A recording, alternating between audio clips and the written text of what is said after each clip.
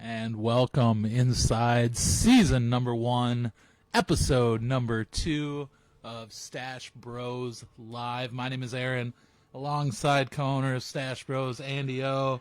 We usually have been selling out of the garage here for the last 6 months or so.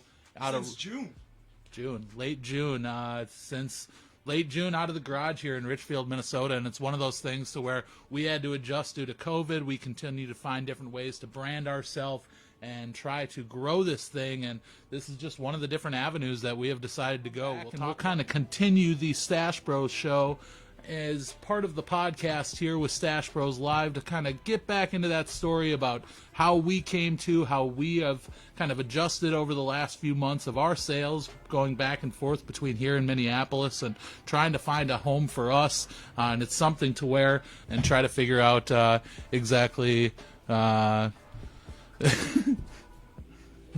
flag man. Thanks, James. It's this kind of show. Hey, episode 2, we're having fun with it, so don't worry about this. Timers? Oh, I just want to show people the timer. I just wanted to ask you, are we explaining timers? So the second record that we're going to have available for you guys, Media Mail. I am sitting and watching post offices right now just take packages and throw them all around and go from city to city, and Media Mail is okay, but I would highly recommend people upgrading to Priority. Insurance and Priority are on both of the buyer, and we can do up to 3 records inside the same packaging. So, record number... Pyrotechnic Receipt is from the show where Keith Moon blew up his drum kit famously. It's the same show where that's what made Jimi Hendrix light his guitar on fire. He felt so upstaged by the fact that they just blew up their drum set and rocked the house that he literally lit his guitar on fire. Let's move on. Let's continue to show you guys a couple different records that we're going to have available here. Let's move on. Record number 5. So this is the E.T. storybook, narrated by MJ. I don't know, because it even looks... Hey, let me see it. Kind of creepy. Super love it. Like, he's got the touch, the burning finger going on. Michael Jackson, really making you question which one's the alien. Well, yeah, and I was going to say the touch, like the burning finger or whatever, was not Michael Jackson. It was E.T.'s.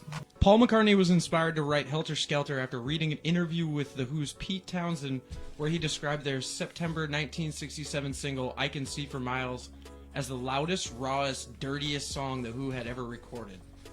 He said he then wrote Helter Skelter to be the most raucous vocal, the loudest drums, etc.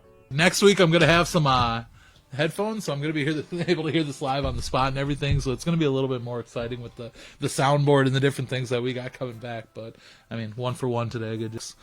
I know a lot of the Built to Spill has been coming out more recently. There was a Music on Vinyl release of You in Reverse, their 2006 release that just recently came out. Those are numbered to 1,500, so if you're out at your local stores or if you're cruising around online, that band and watching that band, Doug specifically, you don't see bands and you don't see frontmen of bands who will go set up their own gear and take that.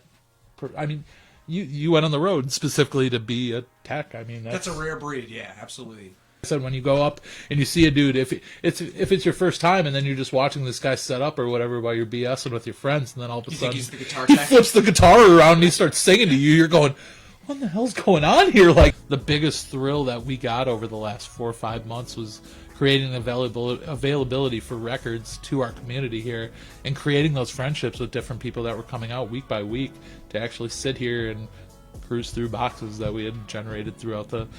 We appreciate you guys staying on board. We continue to do this on a week by week basis. You can count on it to be here at least once a week, and we're talking MK2. It's the official soundtrack. It's a 2020 pressing of it. They came out with, I think, 3 different pressings of the Mortal Kombat soundtrack recently. Can you name any other? I wasn't listening because I'm reading the names of the Mortal Kombat track listing, and I don't think it's the same one that we have here, but the track listing on the original one was Johnny Cage, Prepare Yourself, Kano, Use Your Might, Sub-Zero, Chinese Ninja Warrior, Scorpion, Lost Soul, Bent on Revenge. Liu Kang song, you know what it's called? Born in China. See, for me, it was always Ultimate Mortal Kombat 3 on Super Nintendo. Okay, even more. Do you remember the first time you played Mortal Kombat 1 in an arcade? No. Burnsville, there's like a Best Western right on 35 and 42 there. I remember like being in the pool. They were just getting the hot new arcade Just machines like, at the Best Western. Oh my god, I'm playing Mortal Kombat 1. And You can't just lie to people just because it's the internet.